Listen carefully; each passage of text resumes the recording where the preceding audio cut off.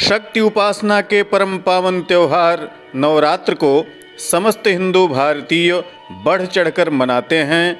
वर्ष भर में 4 नवरात्र पड़ते हैं।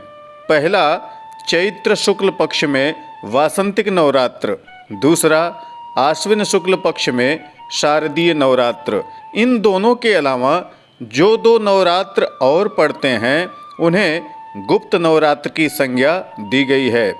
इसके विषय में अधिकांश लोग नहीं जानते हैं। आषाढ़ शुक्ल पक्ष में प्रथम गुप्त नवरात्र तथा माघ शुक्ल पक्ष में द्वितीय गुप्त नवरात्र पड़ता है। इस तरह से कुल 4 नवरात्र मनाए जाते हैं। नवरात्र में भगवती त्रिगुणात्मिका दुर्गा की उपासना की जाती है। उनके विभिन्न रूपों की उपासना की जाती है। आज की इस वीडियो में आषाढ़ शुक्ल पक्ष 2021 में गुप्त नवरात्र कब से प्रारंभ हो रहा है तथा कब अष्टमी, नवमी तथा समापन और पारण आदि किया जाएगा, कलश स्थापन का शुभ मुहूर्त क्या है, इन समस्त जानकारियों को लेकर मैं काशी से सतीश चंद्र पांडे आचार्य कश्यप उपस्थित हूँ। आपका हमारे यूट्यूब चैनल पर हार्दिक स्वागत है। यदि आप पहली बार चैनल पर पधारे हैं अथवा अभी तक आपने चैनल को सब्सक्राइब नहीं किया है तो कृपया इसी तरह की प्रामाणिक व्रत, त्योहार, ज्योतिष, वास्तु आदि के संबंध में वीडियो देखने के लिए चैनल को अवश्य सब्सक्राइब कर लें तथा नोटिफिकेशन बेल को ऑन कर लें। आइए आषाढ़ शुक्ल पक्ष 2021 के गुप्त नवरात्र से संबंधित इस वीडियो का शुभारंभ करते हैं। आज की इस वीडियो में आप यह जानेंगे कि इसे गुप्त नवरात्र क्यों कहा जाता है, क्या गुप्त है इसमें, आगे इसके बारे में हम अवश्य बतलाएंगे। भगवती दुर्गा की कृपा पाने, शक्ति, सामर्थ्य, ऐश्वर्य, लक्ष्मी की प्राप्ति के लिए विभिन्न रूप से भगवती की उपासना की जाती है।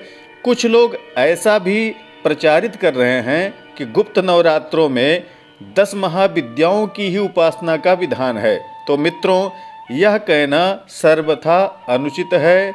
आम जनमानस जो कि तंत्र उपासना के लिए दीक्षित नहीं है, उन्हें बिना सोचे समझे, बिना किसी गुरु के, बिना मंत्र दीक्षा के इस तरह की तंत्र उपासना से बचना चाहिए, अन्यथा लाभ छोड़कर हानि होने की ज़्यादा संभावना है। इसलिए जिस विद्या का ज्ञान ना हो उसमें समय खपाने की जगह सात्विक भाव से भगवती दुर्गा के 9 रूपों की उपासना करनी चाहिए। आइए सबसे पहले हम यह जानें कि गुप्त नवरात्र कब से शुरू हो रहा है, घट स्थापन का शुभ मुहूर्त क्या है, अष्टमी, नवमी, व्रत का समापन, पारण तथा भगवती दुर्गा का आगमन किस वाहन पर हो रहा है तथा उसका फल क्या होगा, इस सब के विषय में जानते हैं।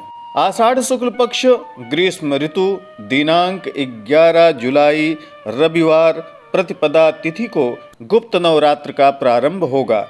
कलश स्थापन प्रातः काल से प्रारंभ हो जाएगा। सुबह 5:43 से 8 बजे तक कर्क लग्न रहेगी, जिसमें घट स्थापन करना अत्यंत फलदायी होगा, क्योंकि कर्क लग्न पर चंद्रमा भी इस दिन विराजमान रहेंगे। इसके बाद 10:15 बजे तक सिंह लग्न रहेगी, उसमें भी आप घट स्थापन कर सकते हैं। इस दिन सर्वार्थ सिद्धि योग रहेगा। महाअष्टमी का व्रत 17 जुलाई शनिवार को होगा तथा महानवमी व्रत, होमादि कार्य, कन्या पूजन आदि 18 जुलाई सोमवार को किया जाएगा। 9 दिवस व्रत रहने वाले व्रती 19 जुलाई को दशमी में व्रत का समापन, भगवती का विसर्जन तथा व्रत का पारण करेंगे। दिनांक 12 जुलाई से पूरे देश में तथा विशेषकर जगन्नाथपुरी में भगवान श्री कृष्ण, बलराम तथा भगवती सुभद्रा की रथ यात्रा प्रारंभ होगी। ब्रह्मा, विष्णु तथा शिव स्वरूप में कृष्ण, बलराम तथा सुभद्रा को माना जाता है। यही सत रज तम स्वरूप है। यही त्रिलोक की परम सत्ता है, जिसकी आराधना से जिन्हें रथारूढ़ देखकर, रथ को खींचकर भक्तजन अपने जन्म जन्मांतर के पापों का शमन कर देते हैं तथा समस्त ऐश्वर्य प्राप्त करते हैं। यह परम पावन तथा पुनीत समय होता है। भगवती के दिव्य रूपों की उपासना का समय जप तप के द्वारा शक्ति का संवर्धन तथा उससे उत्तम फलों की प्राप्ति हम भारतीय सदा से करते आ रहे हैं। भगवती दुर्गा के त्रिगुणात्मक रूप श्री महाकाली, महालक्ष्मी तथा महासरस्वती की उपासना तथा साथ में जगन्नाथपुरी में ईश्वर के त्रिगुणात्मक रूप ब्रह्म, विष्णु तथा रुद्र रूप की उपासना तथा दोनों में सामंजस्य स्थापित करके उत्तम फल की प्राप्ति करना ही इस गुप्त नवरात्र की विशेषता है। इधर महाकाली तो उधर बलराम जी के रूप में भगवान रुद्र, इधर महालक्ष्मी तो उधर श्री कृष्ण के रूप में भगवान विष्णु, इधर महासरस्वती तो उधर सुभद्रा के रूप में ब्रह्मा जी की उपासना इस गुप्त नवरात्र के परम गुप्त भेद का सार गर्भित रूप है। आशा है गुप्त नवरात्र के गुप्त विषय को आप समझ गए होंगे। भगवती के 9 रूपों शैलपुत्री, ब्रह्मचारिणी, चंद्रघंटा, कूष्मांडा, स्कंद माता, कात्यायनी, कालरात्रि, महागौरी तथा सिद्धिदात्री की उपासना से हम समस्त अभीष्ट की प्राप्ति कर लेते हैं।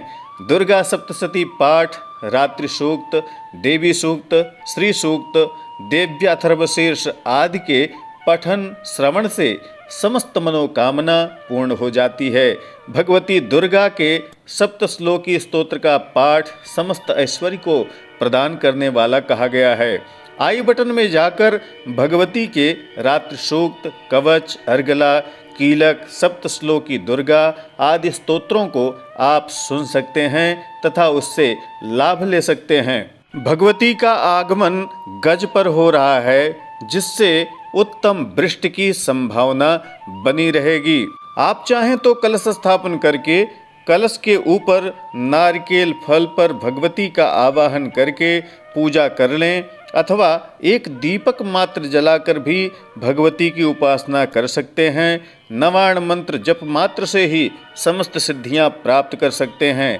जरूरत सिर्फ श्रद्धा, विश्वास एवं भक्ति की होती है। छल कपट रहित होकर शुद्धता पूर्वक सुखासन पर बैठकर भगवती के स्वरूपों का ध्यान करते हुए ओम ऐं ह्रीं क्लीं चामुंडायै विच्चे इस परम तेजस्वी नवाण मंत्र का जप मात्र समस्त मनोकामनाओं को पूर्ण कर देने वाला कहा गया है।